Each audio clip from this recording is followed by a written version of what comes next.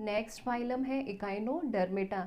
इकाइनो का मीनिंग क्या होता है, यहाँ पे इकाइनो का मीनिंग होता है स्पाइन, और डर्मिस का मीनिंग क्या होता है, स्किन होता है। तो इकाइनोडर्मेटा में जो एनिमल्स होते हैं उनके स्किन पे क्या होते हैं, स्पाइंस होते हैं।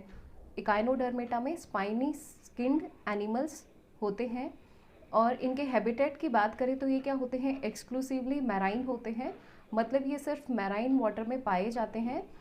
याद कीजिएगा अपन ने पिछले फाइलम पढ़े तो वहाँ पे एक और फाइलम अपन ने पढ़ा था जो क्या था, एक्सक्लूसिवली मैराइन था, और वो कौन सा फाइलम था, टीनोफोरा था। टीनोफोरा जो था वो भी क्या था, एक्सक्लूसिवली मैराइन था। तो ई से ई याद रख लेना, जो इकाइनोडर्म्स होते हैं वो क्या होते हैं, एक्सक्लूसिवली मैराइन होते हैं, सिर्फ मैराइन वाटर में पाए जाते हैं। इनमें सिमेट्री की बात करें तो इनका जो लार्वा होता है इकाइनोडर्म्स का, उनके लार्वा में बाईलेटरल सिमेट्री प्रेजेंट होती है, मतलब इनकी बॉडी को अपन सिर्फ एक प्लेन में दो इक्वल हाउस में कट कर सकते हैं। बट जो इकाइनोडर्म्स में जो अडल्ट होते हैं उनमें रेडियल सिमेट्री प्रेजेंट होती है, और रेडियल की भी बात करें तो उनमें क्या होती है, पेंटामेरस सिमेट्री प्रेजेंट होती है। तो यहाँ पर इंपॉर्टेंट है जो लार्वा होता है, लार्वा में कौन सी सिमेट्री प्रेजेंट होती है, बाईलेटरल सिमेट्री प्रेजेंट होती है। और जो अडल्ट होते हैं, अडल्ट में कौन सी सिमेट्री प्रेजेंट होती है, रेडियल सिमेट्री प्रेजेंट होती है। तो यहाँ सिमेट्री याद रखना, लार्वा में जब वो इकाइनोडर्म्स लार्वल होंगे, लार्वल स्टेज में प्रेजेंट होंगे तो बायलैटरल सिमेट्री होंगी, और जब वो अडल्ट होंगे, बड़े होंगे, तो उनमें क्या होगी, रेडियल सिमेट्री होगी, मतलब अडल्ट को अपन कितनी भी प्लेन में दो इक्वल हाउस में कट कर सकते हैं। नेक्स्ट इनके जर्म लेयर की बात करें तो इनमें क्या प्रेजेंट होता है, ट्रिप्लोब्लास्टिक जर्म लेयर होती है। और प्लेटीहेलमिन्थेस से अपन पढ़ते आ रहे हैं, प्लेटीहेलमिन्थेस से आगे के जितने भी फाइलम हैं उन सब में अपन को क्या देखने को मिलता है, ट्रिप्लोब्लास्टिक जर्म लेयर देखने को मिलती है। तो ट्रिप्लोब्लास्टिक जर्म लेयर अपन कहाँ से देखते आ रहे हैं, जो प्लेटीहेलमिन्थेस है वहाँ से उसके आगे के जितने भी फाइलम हैं उनमें सब में ट्रिप्लोब्लास्टिक जर्म लेयर प्रेजेंट होती है। नेक्स्ट लेवल ऑफ ऑर्गेनाइजेशन की बात करें तो इनमें क्या प्रेजेंट होता है, organ system level of organisation present होता है। और यहाँ पे एक बहुत इंपॉर्टेंट पॉइंट है, ये याद रखना बहुत इंपॉर्टेंट है। अपन ने अब तक क्या पढ़ा था कि जो भी फाइलम थे उनमें क्या था, एक्सोस्केलेटन था, मतलब उनकी बॉडी के बाहर क्या था, स्केलेटन था। बट इकाइनोडर्म्स ऐसे एनिमल्स हैं जिनमें क्या प्रेजेंट होता है, एंडोस्केलेटन प्रेजेंट होता है। और वो एंडोस्केलेटन होता है वो किसका बना हुआ होता है, कैलकेरियस प्लेट्स का बना हुआ होता है। जो एंडोस्केलेटन होता है वो किसका बना हुआ होता है, कैलकेरियस प्लेट्स का बना हुआ होता है। और इन्हीं कैलकेरियस प्लेट्स को क्या बोला जाता है, ऑसिकल बोला जाता है।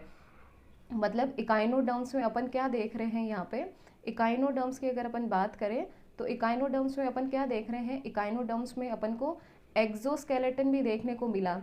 इकाइनोडर्म्स में अपन को एक्सोस्केलेटन देखने को मिला, और वो किसका बना है, स्पिक्यूल्स का बना हुआ है, कांटों का बना हुआ है, स्पाइंस का बना हुआ है। और यहाँ पे इकाइनोडर्म्स में अपन को एंडोस्केलेटन भी देखने को मिलता है, जो किसका बना हुआ है, कैल्शियम की प्लेट्स का बना हुआ है, और उसको क्या बोला गया है, ऑसिकल बोला गया है। तो जो मोलस्क जो इकाइनोडर्म्स होते हैं बस वो एक ऐसा फाइलम है जहाँ पे एंडोस्केलेटन भी प्रेजेंट है और उसके साथ साथ क्या प्रेजेंट है, एक्सोस्केलेटन भी प्रेजेंट होता है। नेक्स्ट अपन बात करें, इनमें एक स्ट्रक्चर प्रेजेंट होता है जिसको क्या बोला जाता है, पेडिसेलेरिये बोले जाते हैं। और ये क्या होते हैं, ये स्किन की एक आउटग्रोथ होती है, जो क्या जिसका फंक्शन क्या होता है, जो भी कचरा होता है, डेब्रिस होता है, उसको क्या करते हैं, क्लियर करते हैं। इकाइनोडर्म्स क्या होते हैं, बॉटम ड्वेलर्स होते हैं।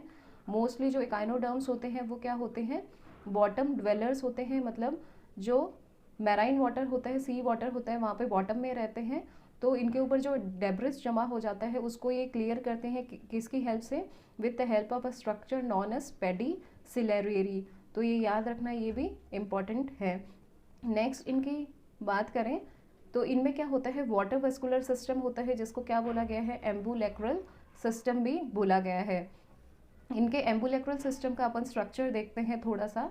तो इनमें क्या होता है, एक मेड्रेपोराइट होता है। मेड्रेपोराइट क्या होती है, वो ओपनिंग होती है जिसके थ्रू अपन देख रहे हैं ये क्या होता है, वाटर अंदर एंटर होता है। तो ये मेड्रेपोराइट के थ्रू वाटर कहाँ हुआ, क्या हुआ, इनकी बॉडी में एंटर करता है, और एंटर करके सबसे पहले कहाँ आता है, स्टोन कैनाल में आता है। ये जो दिख रही है ये क्या है, स्टोन कैनाल है।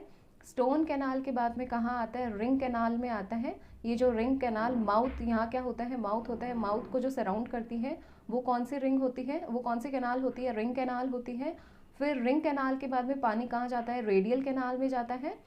रेडियल कैनाल के बाद में पानी कहाँ जाता है, लेटरल कैनाल में जाता है, और लेटरल कैनाल से कहाँ जाता है, इन ट्यूब फीट में जाता है। तो अपन यहाँ वाटर फ्लो देखें एम्बुलेक्ट्रल सिस्टम में, तो सबसे पहले पानी कहाँ आया, मैड्रेपोराइट के थ्रू इनकी बॉडी में वाटर क्या हुआ, एंटर हुआ, और मैड्रेपोराइट के बाद में वाटर कहाँ आया, स्टोन कैनाल में आया। स्टोन कैनाल के बाद में वाटर कहाँ आया, रिंग कैनाल में आया, और रिंग कैनाल के बाद में वाटर कहाँ आया, रेडियल कैनाल में आया, और रेडियल कैनाल के बाद में वाटर कहाँ आया, लेटरल कैनाल में आया, और लेटरल कैनाल के बाद में यहाँ पे वाटर कहाँ आया, जो ट्यूब फीट है उनमें वाटर आया। तो अपन ये देखा एम्बुलेक्ट्रल सिस्टम, जो वाटर की एंट्री होती है वो मैड्रेपोराइट के थ्रू होती है, और मैड्रेपोराइट से स्टोन कैनाल में, स्टोन कैनाल से रिंग कैनाल में, रिंग कैनाल से रेडियल कैनाल में, उसके बाद में लेटरल कैनाल में, और फाइनली ट्यूब फिट में वाटर की एंट्री होती है। और यहाँ पे ये जो वाटर वेस्कुलर सिस्टम या एम्बुलेक्ट्रल सिस्टम होता है उसका फंक्शन क्या होता है, ये लोकोमोशन में हेल्प करता है। ये जो ट्यूब फीट होते हैं ये क्या करते हैं, लोकोमोशन में हेल्प करते हैं, ये फूड को कैप्चर करने में हेल्प करते हैं, फूड को ट्रांसपोर्ट करने में हेल्प करते हैं। जो ट्यूब फीट होती हैं वो क्या करती हैं, रेस्पिरेशन में भी हेल्प करती हैं।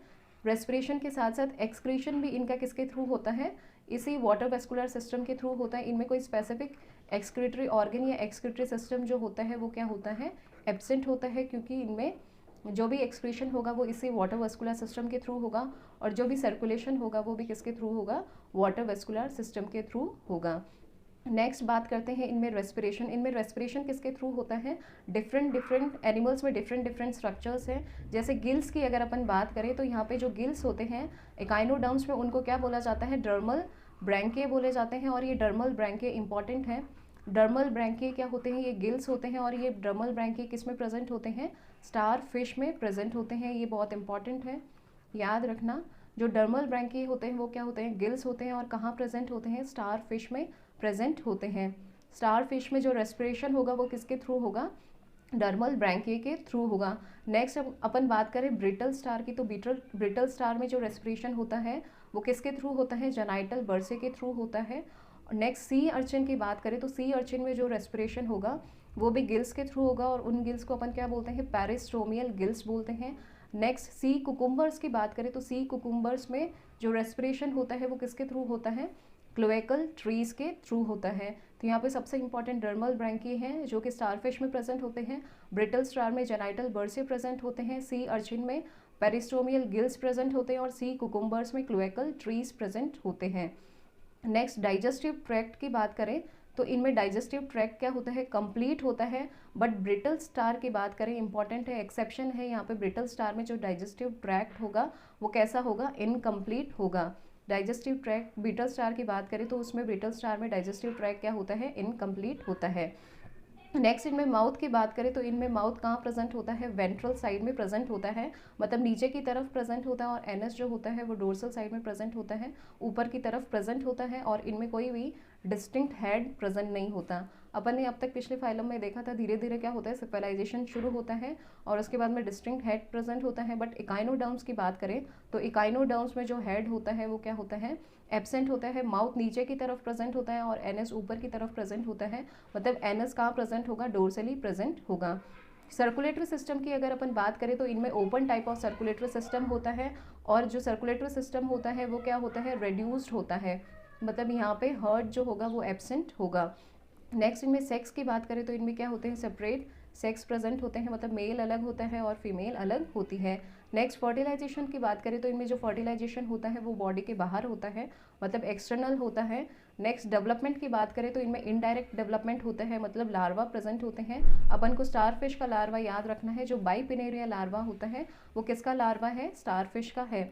तो बाइपिनेरिया लार्वा यहाँ पे इंपॉर्टेंट है, किसका लार्वा है, स्टारफिश का लार्वा है। और जो सी कुकुम्बर होते हैं उनमें एक प्रोसेस देखने को मिलती है जिसको क्या बोलते हैं, एविसरेशन बोलते हैं।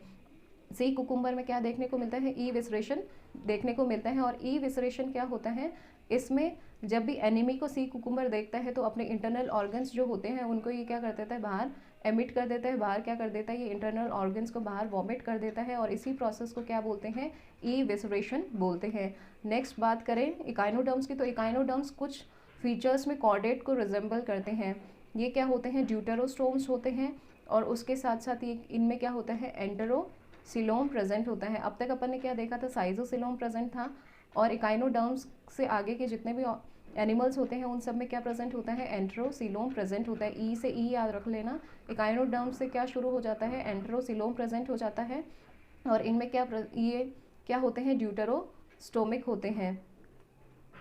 नेक्स्ट बात करें एग्जाम्पल की, तो जो स्टार फिश होता है, स्टार फिश में रीजनरेशन कैपेसिटी होती है, मतलब ये खुद को रीजनरेट कर लेती है। इस प्रोसेस को क्या बोलते हैं, ऑटोटोमी बोलते हैं। नेक्स्ट एग्जाम्पल है ऑफ्यूरा, जिसको क्या बोला जाता है, ब्रिटल स्टार। नेक्स्ट एग्जाम्पल है इकाइनस, जिसको क्या बोला जाता है, सी अर्चिन। इसको एरिस्टोटल्स लैंटर्न भी बोला जाता है।